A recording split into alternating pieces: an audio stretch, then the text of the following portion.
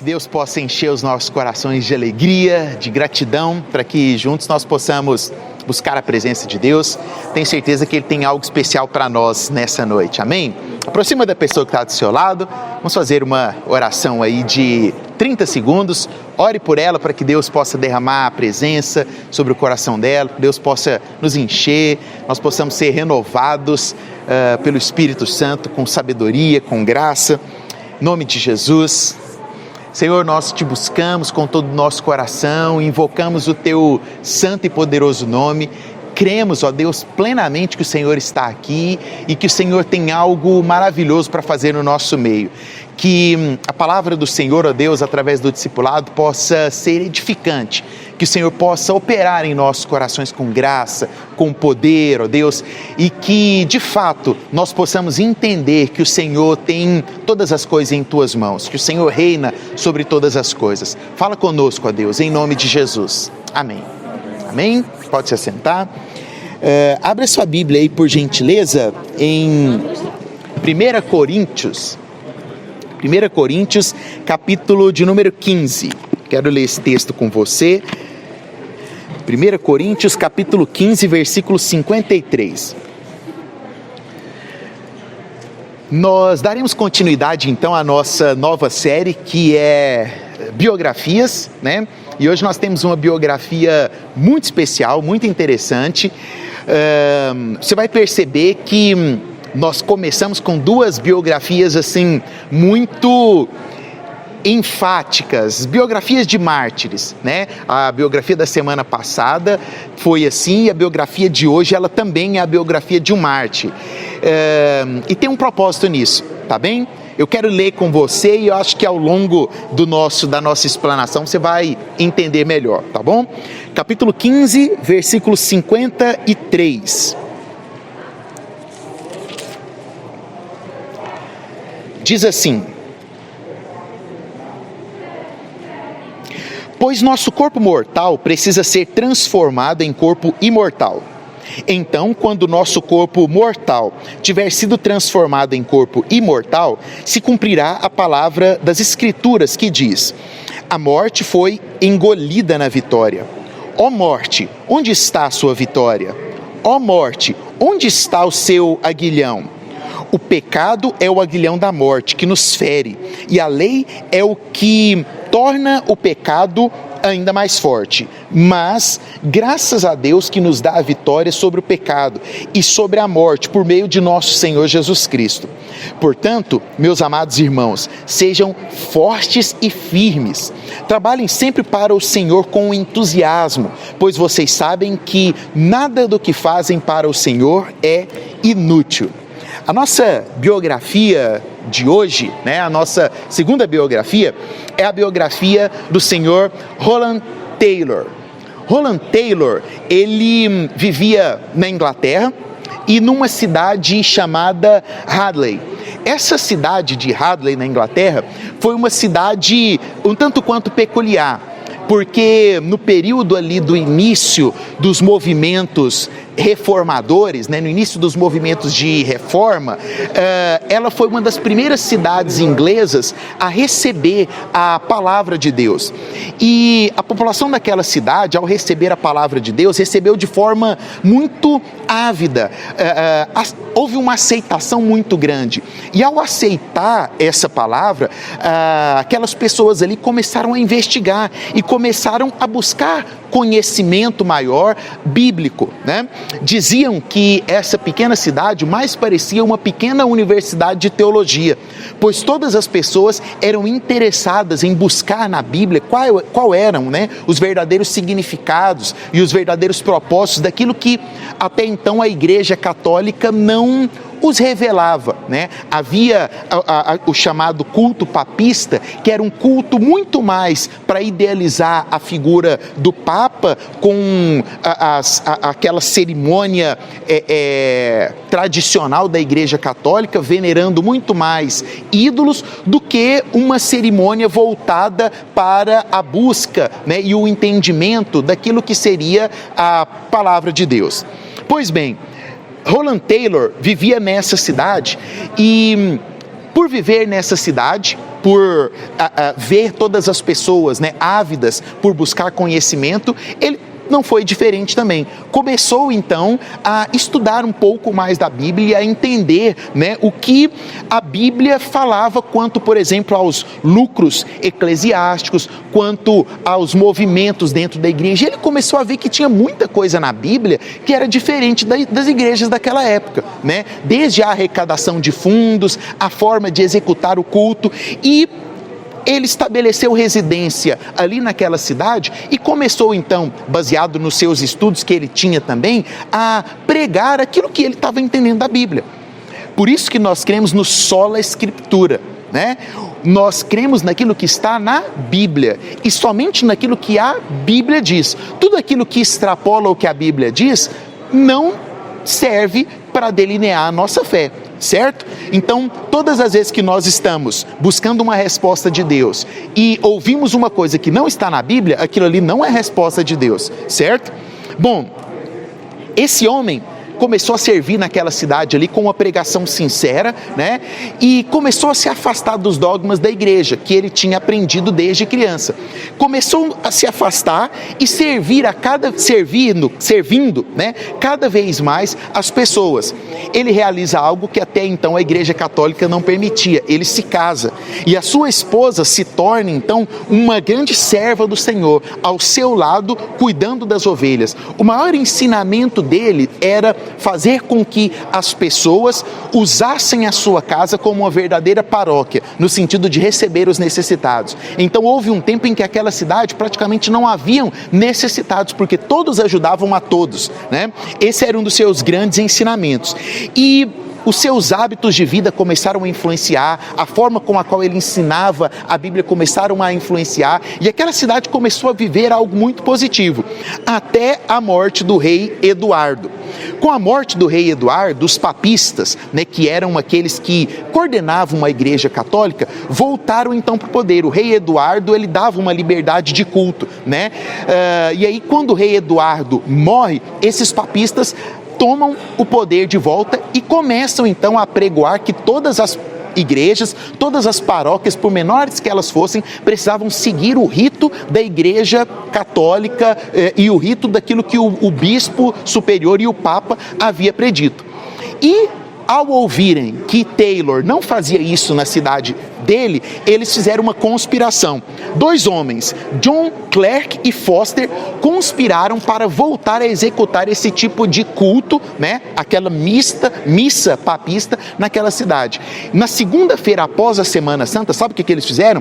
Reuniram um grupo de homens armados, foram para a igreja, porque sabiam que segunda-feira era a folga de Taylor, entraram dentro da igreja, fecharam as portas da igreja e começaram a executar ali uma missa entre eles, que seria como se fosse um marco, né? Para daquele dia em diante dizer, olha, essa igreja aqui voltou novamente a executar esse tipo de missa, né? De culto. E ali, quando eles estavam fazendo a missa só para eles, olha que coisa, né? Olha o que estava passando na cabeça desses homens. Eles tocaram o sino. E Taylor, lá da casa dele, ouviu que, como assim, segunda-feira o sino está tocando? E ele vai correndo para saber o que estava acontecendo lá na igreja. Quando ele chega, as portas estão trancadas. Diz que ele pula o muro e entra pela sacristia. E quando ele entra, ele vê tudo aquilo lá sendo feito, né? Aquela coisa lá. E aí ele vira e fala, o que vocês estão fazendo aqui? Vocês estão querendo envenenar a igreja com esses ensinamentos errados seus? E aqueles homens ali ficam bravos, né? E ele começa uma grande discussão e eles pedem para aqueles que estavam armados retirá-lo da igreja. Ele fala que não vai sair da igreja e eles o retiram à força. Ali acontece uma briga física mesmo. Como Taylor estava sozinho, ele apanha e eles jogam ele para fora. E aí a esposa de Taylor chega e vê tudo aquilo ali acontecendo. Vira um caos. A cidade toda fica pavorosa para saber o que estava acontecendo ali. Aqueles homens não se contentam em apenas fazer aquilo, como em também o denunciar para o bispo superior. Ao denunciarem para o bispo superior, Taylor recebe uma carta o intimando para depor diante do bispo. E aí Taylor fala, não tenho medo de nada, não estou devendo nada, eu vou lá, vou falar o porquê que eu entrei, porquê que eu interrompi, porquê que eu falei que eles estavam envenenando a nossa igreja, né? E aí ele chama um amigo dele, que era o amigo John Hu, né? E vão então até o bispo. Quando eles chegam lá na cidade, vai direto lá para a igreja onde o bispo estava. Quando ele entra na porta, a primeira coisa que o bispo fala é apontar o dedo para ele e gritar: seu herege, como você ousa olhar na minha face? Olha só o que o bispo falou para o Taylor. Aí o Taylor pega e responde, né? Se eu devo temer o seu semblante, por que você não deve a Deus? Isso é uma vergonha. E aí você imagina o nível da conversa dos dois. Começa uma discussão ali muito séria, né? As pessoas que estavam ali veem aquilo ali e ele não se retrata, não volta atrás. Ele chega a dizer, né? Devo eu deixar a igreja sobre a verdadeira fundação dos apóstolos e profetas e não sob superstições e idolatrias do Papa. Aquilo ali foi um desastre, né? O bispo e as pessoas que estavam ali, achando que ele estava indo com medo para se retratar, descobrem que na verdade ele estava disposto a continuar com aquela visão dele. Então, em 22 de janeiro de 1555, ele novamente é convocado para uma nova interrogação. Os bispos então veem que ele não volta atrás e conferem ali então uma sentença de morte para ele. Ele estava sentenciado a morrer porque ele não tinha se retratado e nem voltado atrás quanto aos novos ensinamentos que ele estava propondo ali dentro da igreja dele. Passaram-se cerca de 2 semanas e um bispo, né, que era o bispo de Londres, fica sabendo de tudo isso que estava acontecendo e fala: não, eu vou resolver essa história, eu vou lá conversar com o Taylor. E aí ele pega as coisas dele, põe dentro da mala, sai de Londres e vai lá para a cidade do Taylor. Chegando lá ele fala assim: Taylor, meu querido, né, vem cá, deixa eu conversar com você aqui. Então, olha, a gente pode rasgar essa condenação sua e fica tranquilo. Você só precisa fazer uma coisa. Abre essa mala aqui. Quando o Taylor abriu a mala, estava lá as vestimentas episcopais que os padres usavam, né, para suas pregações, né, para as missas. Ele fala assim: ó, basta você vestir essa roupa aqui e estará tudo certo. Você não vai para a fogueira, você não vai morrer e tudo vai continuar numa boa, né? Ele pega, vira e fala: eu prefiro morrer do que me retratar e do que vestir essas vestes que vocês ousam usá-las, mas que na verdade por dentro vocês estão como sepulcros caiados. E ali ele é condenado então, né? Nem o bispo consegue convencê-lo, ele é condenado. Levam ele para uma cidade chamada Wolslack. A esposa dele o acompanha. O amigo dele, que era o John Hu, leva o filho dele para poder se despedir, porque dali em diante ele ficaria na prisão por cerca de 2 anos até a data da sua morte. E quando o amigo dele chega com o filho dele, algo que é marcante são os presentes que ele dá para o filho dele. Ele tinha reservado um livro em latim para o filho dele, que era um livro com frases dos grandes mártires da igreja. E ele dá esse livro para o filho e abençoa o seu filho, tira o seu chapéu e coloca na cabeça do seu filho. Aquilo ali foi emocionante para todas as pessoas que estavam ali perto, acompanhando. Dali então, daquela cidade, eles levam ele para uma cidade que foi onde ele passou o maior período preso, que era a cidade de Broadwood, e ali para levar para aquela cidade eles tiveram que disfarçá-lo, colocar uma capa nele para ninguém poder descobrir que ele estava indo para aquela cidade. E aí, daquela cidade eles levam ele para Chelmsford e eles ficavam fazendo isso de cidade em cidade, que era para não acontecer nenhum complô, né, para que as pessoas tentassem salvá-lo, algo tipo o que aconteceu com Martinho Lutero, né? E ali nessa cidade chamada Chelmsford, o xerife da cidade chegou para recepcioná-lo. E quando ele chega para recepcionar, ele recepciona ele com palavras muito bonitas, faz uma espécie de uma pregação ali. As pessoas ficam, né, nossa, o xerife, né, falando tão bem desse jeito. E até o próprio Taylor se emocionou. E ele fala: nossa, ele vai voltar atrás. E aí Taylor, ele faz um discurso. E no discurso dele, ele termina com a seguinte frase. Ele fala assim: é provável que eu acabe enganando a muitos e frustrando expectativas. E aí o pessoal começou a conversar: nossa, talvez, né, ele vai se retratar, né? Aqueles que achavam que ele ia morrer na fogueira, então vão ser enganados, né? Foi o que ele disse, talvez eu engane a muitos e frustre outros, né? Significa que ele não vai morrer. O discurso do xerife deu certo. Vamos lá conversar. E convoca o povo, vai lá falar com ele. Chegando lá, falou: o que você quis dizer com aquela frase sua, né? É provável que eu engane a muitos e frustre a expectativa de outros tantos. E aí ele pega e responde, né? É muito provável que eu frustrarei a expectativa de todos os vermes do cemitério da cidade de Hadley, que estão esperando para comer o meu corpo, porque eu serei queimado na fogueira por aquilo que eu creio. Olha a fé desse homem. Olha a firmeza do coração desse homem. Nós lemos no nosso texto aqui de 1 Coríntios exatamente isso, né? Como homens e mulheres mudaram a história com uma palavra, a sua atitude, a firmeza do seu coração em permanecer diante daquele propósito que ele tinha. Esse homem tinha muito claro na mente dele qual era o propósito e o porquê ele iria permanecer naquilo.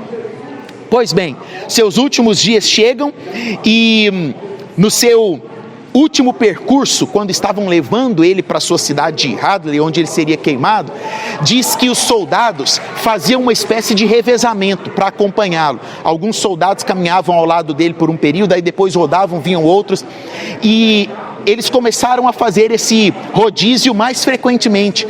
E aí, né, pessoal, sem entender o que está acontecendo, que vocês estão mudando muito rápido, é porque a gente começa a conversar com ele e nós não damos conta de segurar as lágrimas. Então é melhor chamar outro batalhão para vir e continuar acompanhando enquanto a gente vai se recompor.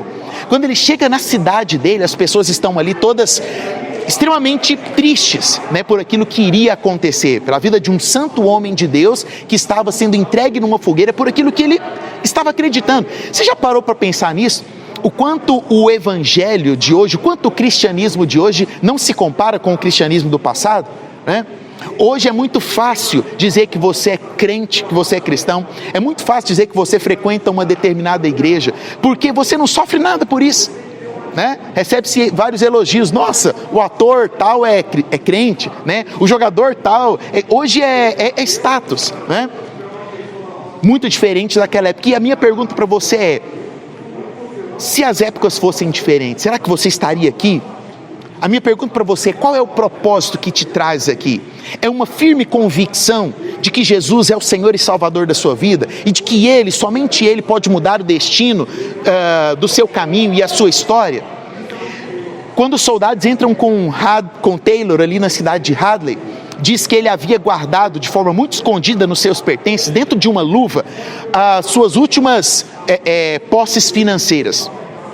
E os soldados falaram com ele: olha, nós vamos te atravessar no meio da cidade, algumas pessoas querem despedir de você e vamos te direcionar para a fogueira. Tudo bem.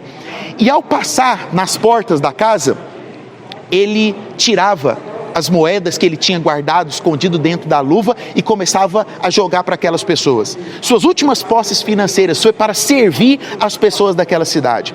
E o mais interessante acontece num determinado momento, num determinado instante. A última casa que estava ali no finalzinho da cidade, antes de chegar no local onde a fogueira estava armada, era uma casa que, ninguém sabia quem morava naquela casa. E ele chega e ele fala: esperem um pouco, eu preciso chamar as pessoas dessa casa. E ele bate lá na porta. Ninguém sabia. Olha, não, talvez não tenha nem ninguém morando nessa casa velha mais. Ele: não tem sim. Chamem as pessoas dessa casa aqui que eu quero falar com eles. Não tem ninguém. Ele falou: chame o cego e a cega dessa casa que eu preciso falar com eles. E aí entraram na casa e chamaram, exatamente naquela casa havia um casal de cegos que moravam juntos. Olha que impressionante a vida desse homem de Deus. Quantos pregadores hoje vivem de status em redes sociais, de milhares e milhares de seus seguidores, preferem ter uma conta que tem um negocinho lá verificado e ter 1 milhão de curtidas do que conhecer os seus discípulos. Hadley conhecia um a um das pessoas da cidade a qual ele pregava, inclusive aquele casal de cego que ninguém conhecia e que todos desprezavam. Isso é o verdadeiro cristianismo. É isso que move, é isso que faz homens como este terem um marco na história, cravarem a história.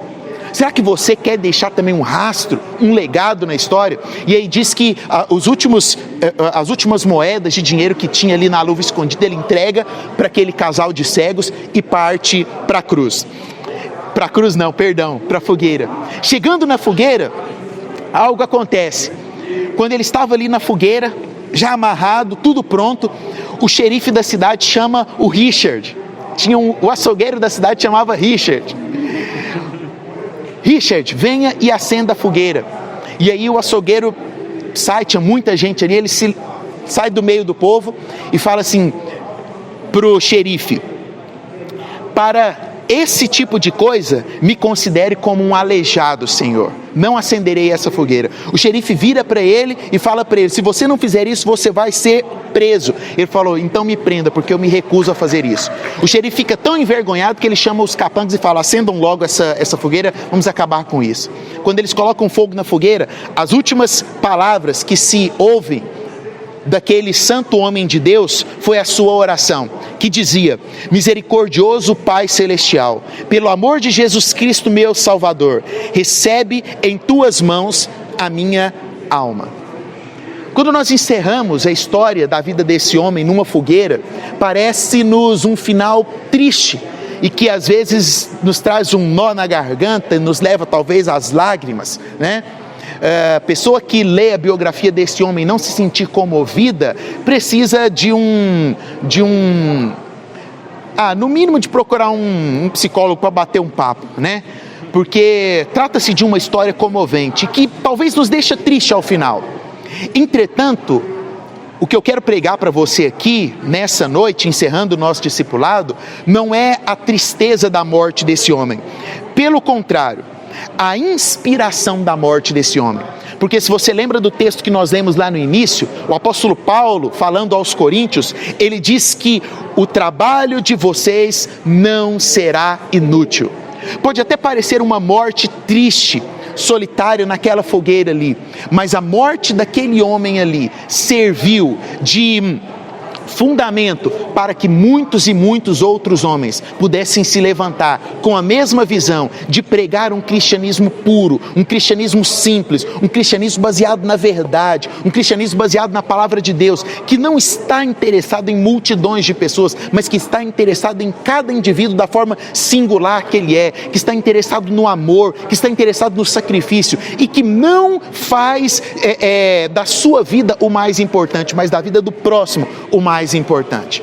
Que através da vida desse homem nós possamos delinear os nossos objetivos de vida com amor, com compaixão e com firmeza nos nossos propósitos. Não negocie seus propósitos, não negocie o chamado que Deus te deu. O Senhor te chamou, o Senhor te escolheu, o Senhor te predestinou para algo muito especial. Não negocie aquilo que você tem dentro do seu coração, porque eu tenho certeza que aquilo que hoje você está fazendo não é um trabalho inútil. Aquilo que hoje você está construindo será um legado para a sua família. Aquilo que hoje nós estamos construindo como igreja do Senhor será um legado para o nosso país.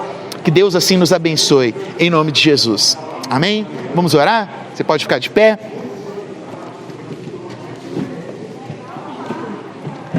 Eu vou dar para você 30 segundos para que você possa meditar naquilo que nós acabamos de conversar, na vida desse homem, e rever dentro do seu interior aquilo que precisa ser transformado, aquilo que precisa ser mudado, aquilo que precisa ser renovado.